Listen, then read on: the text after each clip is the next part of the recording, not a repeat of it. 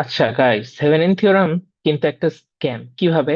এই যে সার্কিটটা দেখেন, আমরা কি করছি, এটাকে থেভেনিন থিওরাম অ্যাপ্লাই করে সলভ করছি। বাট এই সেম সার্কিট আমি nodal analysis and mesh analysis দিয়েও তো করতে পারতাম পারতাম না? এগুলো কিন্তু আমরা করছি।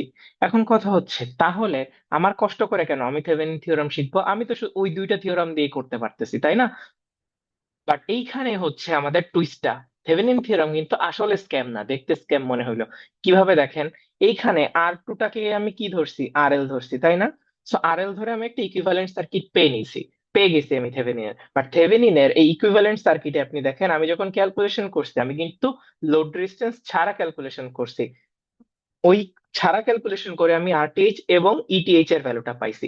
এখন আর এল এর ভ্যালু যদি আমি চেঞ্জ করি, লেটস সে আমি ম্যাক্সিমাম পাওয়ার থিওরাম এর টাইমে এটা 3 ওহম দিতে পারি, 0.8 ওহম দিতে পারি, দেওয়ার পর আমি ভ্যালুগুলা চেক করব না?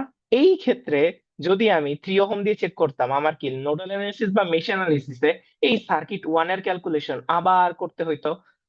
মেশ অ্যানালিসিসে যদি 0.8 দিয়ে করতাম বা নোডাল দিয়ে করতাম, আবার করতে হইতো।